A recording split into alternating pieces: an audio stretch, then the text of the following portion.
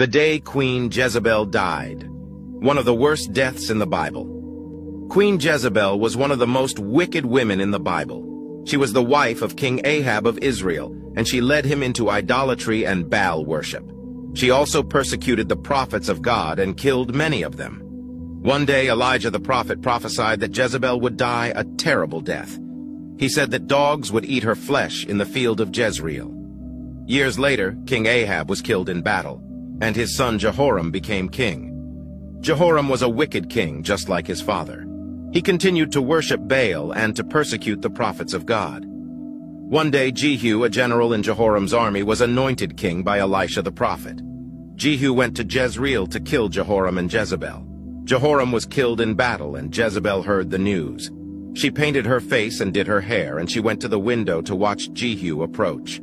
Jehu saw Jezebel at the window, and he shouted, "Who is on my side? Who?"